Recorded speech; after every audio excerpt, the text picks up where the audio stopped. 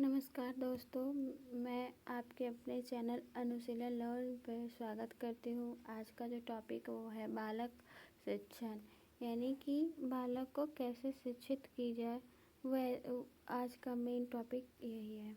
तो शुरू करते हैं। बाल्यावस्था में बालक की शिक्षा पर निम्न प्रकार से ध्यान देना चाहिए, यानी कि बाल्यावस्था युवावस्था से बिल्कुल अलग होता है। अगर युवावस्था की तरह हम अवस्था में बालक को शिक्षा दें तो वो कुछ नहीं सीख पाएंगे। तो शुरू करते हैं। पहला हमारा पॉइंट है, बालक को इस समय साधारण तौर पर लिखने पढ़ने और गणित की शिक्षा पर विशेष ध्यान देना आवश्यक है।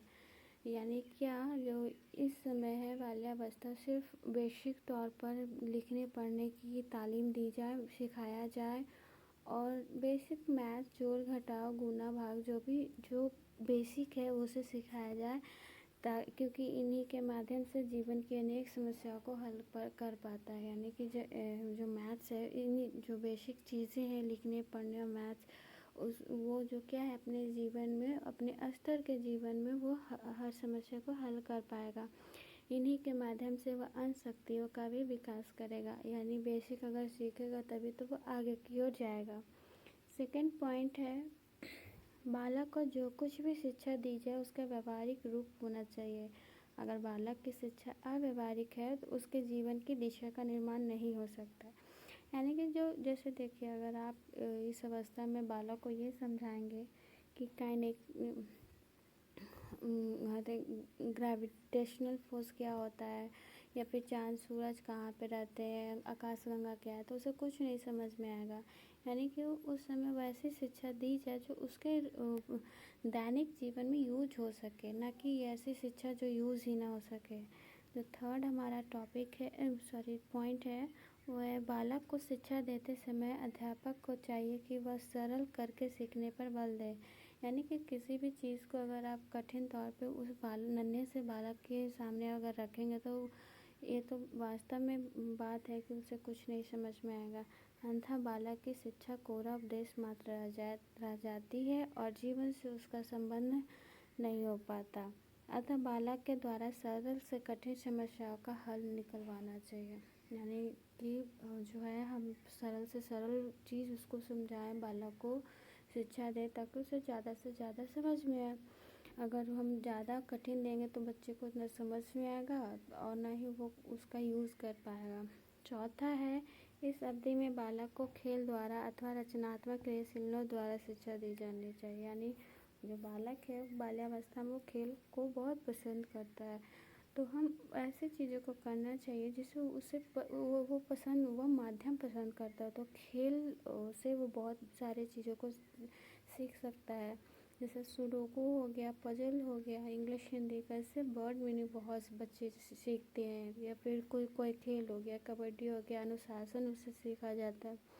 रचनात्मक क्रियाशीलता, यानी कि जब बच्चा खुद से कुछ बनाना सीखता है तो ऐसी शिक्षा दी जानी चाहिए। जो पाँचवा पॉइंट है वो है, बालक की शिक्षा प्रेम और सहानुभूति पर आधारित होनी चाहिए, क्योंकि बाल्यावस्था वह समय है जब व्यक्ति के आधारभूत दृष्टिकोणों, मूल्यों और आदर्शों का बहुत सीमा तक निर्माण होता है। यानी कि इस अवस्था में बच्चे को शिक्षा कैसे प्रेम और सहानुभूति के साथ, ना कि गुस्सा के साथ देना चाहिए, क्योंकि बच्चे जो होते हैं वो प्रेम के भूखे होते हैं, सहानुभूति के भूखे होते हैं।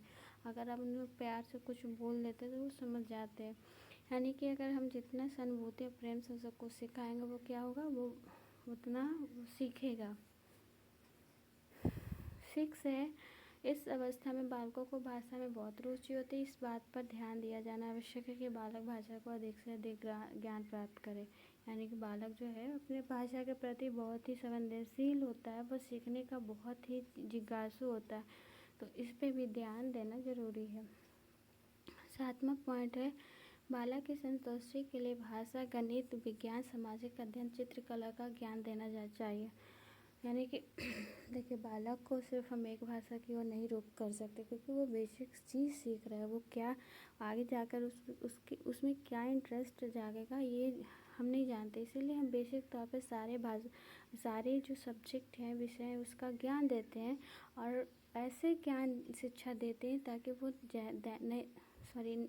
दैनिक जीवन को जीविकोपार्जन में उसे कोई भी समस्या ना आए, वह नहीं कुछ भी हो जाए वो अपना जीविकोपार्जन अच्छी तरह से समझ और ये और एक फ़ायदा भी है, ये सब सब्जेक्ट को पढ़ाते समय उसे बोरियत नहीं फील होती, क्योंकि आप जब एक सब्जेक्ट को पढ़ाते हैं तो बच्चे जल्दी ऊब जाते हैं, तो उबाऊपन भी इससे दूर होता है।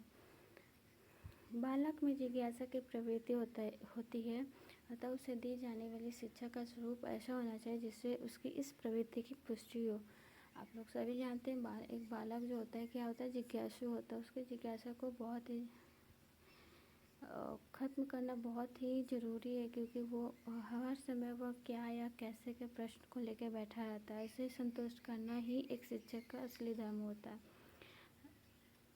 9th है, बालक की रुचियों में विभिन्नता परिवर्तनशीलता होती है। उसकी पुस्तकों की विषय सामग्री में रोचकता विभिन्नता होनी चाहिए, जैसे पशु प्रसंग, नाटक, वार्तालाप के साहसिक कार्य और संतजनक बातें। देखिए बालक जो है, आप लोग जानते हैं सभी स्टूडेंट जो है एक तरह से नहीं होते, सभी का अलग अलग रुचि होता है। और रुचि भी कभी वो डॉक्टर बनना चाहेंगे, कभी वो एस्ट्रोनॉट बनना चाहेंगे, कभी इंजीनियर, कभी पायलट। तो ये इनका रुचि जो है परिवर्तन होते रहता है, तो उसी के अनुसार हमेशा परिवर्तन होता है। और उसको रुचि बनाने के लिए जैसे उसे सारे चीज़ का ज्ञान देना ज़रूरी है, जैसे पशु प्रसंग, वार्तालाप, साहसिक और आश्चर्यजनक बातें उनकी किताबों में होना ज़रूरी से ज़रूरी है। आई होप मैंने जितना भी समझाया आप लोग को समझ में आया होगा। अगर कोई भी तरह का दिक्कत हो तो प्लीज़ अपना क्वेश्चन कमेंट बॉक्स में डालिए। Thank you and have a nice day.